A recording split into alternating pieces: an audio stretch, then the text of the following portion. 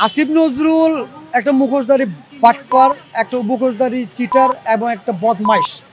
এনজিওর বুদ্ধিতে কখনো দেশ চলে না। আপনি আপনার অন্য কোনো বিকল্প বুদ্ধিতে দেশকে ভালোর জন্য চেষ্টা করেন স্যার।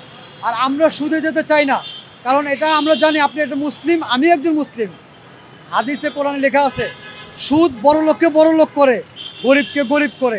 সুদ দিয়ে কখনো দেশ উন্নত হয় না স্যার। তাই বলি এই উপদেশটাকে চেঞ্জ করেন।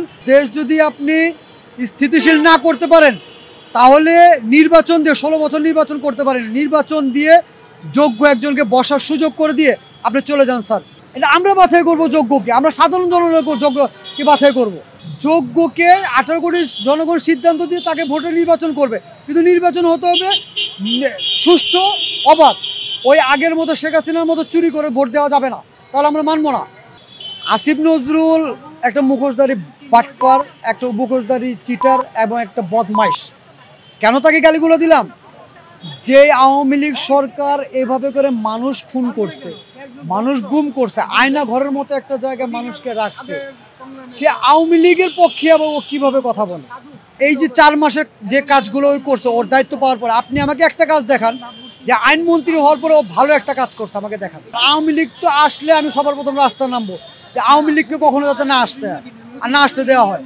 কারণ যদি আওয়ামী লীগ আবার দ্বিতীয়বার আসে বাংলাদেশের রাজনীতি করতে, বা বাংলাদেশের ভিতরে প্রধানমন্ত্রী হিসেবে আবার সে আসতে চায়, বাংলাদেশের ভিতরে রক্তক্ষরণ হবে।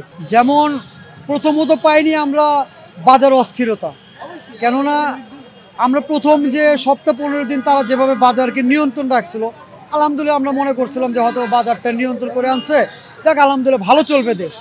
কিন্তু আবার যে হুট করে যেভাবে করে চাউল, ডাউল, পেঁয়াজ, গ্যাস, ইভেন ইলেকট্রিকের যেভাবে দামগুলো বেড়ে যাচ্ছে, আর যেভাবে ওরা প্রিপেড কার্ড আবার সব জায়গায় করে দিচ্ছে, এভাবে করে তো দেশ আসলে আমরা শান্তিতে নাই।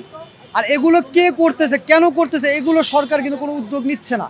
তাহলে আমরা গরিব মানুষ, আমরা কষ্ট করে যে রাস্তা নেমে যে আন্দোলনগুলো করছি, যে জিনিসগুলো আমরা যে আশাগুলো করি, এই আশাগুলো কোনো কিছু হচ্ছে না। গ্যাসের দাম বাড়ছে, কেন গ্যাসের দাম বাড়বে? বাংলাদেশে কি গ্যাস নাই? বাংলাদেশে গ্যাস আছে, গ্যাসের দাম কেন বাড়বে? বিদ্যুতের দাম বাড়তেছে, পেঁয়াজের দাম বাড়তেছে, আলুর দাম বাড়তেছে। ওই সিন্ডিকেটগুলোকে আবার সেই আগের মতো সিস্টেম করে এই যে কি বলে এটাকে অযোগ্য অপদার্থ যাদেরকে উপদেষ্টা বসানো হয়েছে, তাহলে কি এরা কি সিন্ডিকেট থেকে টাকা নিয়ে কি আবার বাজার অস্থির করতেছে? আর এটাকে আমাদের ইউনূস সাহেব কি জানে না?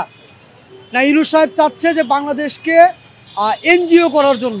এনজিও বলতে গেলে সে অনেকে নাকি ইনভাইট করতেছে, ভাই তোমরা রিক্সা চালাও না, রিক্সা চালান বাদ দিয়ে এনজিও থেকে টাকা নিয়ে 4 দোকানদারি করো, মানে ব্যবসা করো। দেশ যদি সবাই সুদে জড়িত হয়ে যায়, দেশ কখনো উন্নত হবে না স্যার। এই যে উপদেষ্টারা দেয়, যে উপদেষ্টারা বসে, যে যাদের এখন পর্যন্ত পেন্সিল দিয়ে লেখার বয়সই শেষ হয় নাই, এরা তো মনে করেন ওই লেখাপড়ার থেকে কিভাবে ঝড়ে বক মরে বাজে এইভাবে এখানে চলে আসছে। তাহলে তাদেরকে দিয়ে দেশ কীভাবে ভালো হবে আপনি আশা করেন? আমি তো মনে করি দেশ কখনো ভালো হবে না তাদের দ্বারা। আমি প্রথমত বলবো যে এদেরকে আগে পদত্যাগ করানোর জন্য সারা বাংলার মানুষ, যে ছাত্র ভাইরা তাদেরকে সাপোর্ট দিচ্ছেন, সে ছাত্র ভাইদেরকে আমি ইনভাইট করবো আবার আপনারা রাজপথে আসেন, এবং এই যে ভুল যাদেরকে বসানো হয়েছে তাদেরকে এখানে সরানোর জন্য আমার কথার সাথে একমত হয়ে আপনার যার যার স্থান থেকে প্রতিবাদ গড়ে তুলুন। নাদান অবুঝ ছেলেবেলে এখন পর্যন্ত খোঁজও নেয় নাই, কেননা এরা যদি খোঁজ নিত তাহলে এরা বলতে পারতো সারা বাংলাদেশে কতজন শহীদ হয়েছে, কতজন আহত হয়েছে, কতজনের লাইফ আর মানে অন্ধকার, এগুলো একটা লিস্ট করতে পারো। তারা লিস্ট করতে পারেনি, তার মানে বোঝা গেল তারা 2-4-10 জনকে কিছু টাকা পয়সা দিবে, এরকম আপনাদেরকে সোশ্যাল মিডিয়ায় দেখাবে যে এই যে শহীদ হয়ে গেছে তাদেরকে 10 লাখ দিছি, 5 লাখ দিছি, এটা বুঝাবে, বুঝে বাকি 18 কোটি জনগণের মাথা কাঁঠাল ভাঙবে। এগুলো তাদের পরিকল্পনা। সো এটা আমরা হতে দেব না। তাই বলতে চাই, যাদের আত্মীয় স্বজন ভাই অসুস্থ অবস্থায় আছে, যাদেরকে চারানা পয়সা দিয়ে তারা খবর নিতেছে না, যার যার স্থান থেকে প্রতিবাদ তুলুন।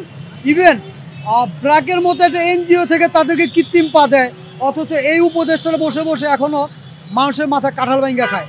তাহলে এইভাবে করলে তো হবে না, এদেরকে চেঞ্জ করতে হবে। এদের জায়গায় আমাকে দেখ, একটা কথার কথা, আমাকে না দেখে একটা রিস্কাওয়ালাকে দেখ।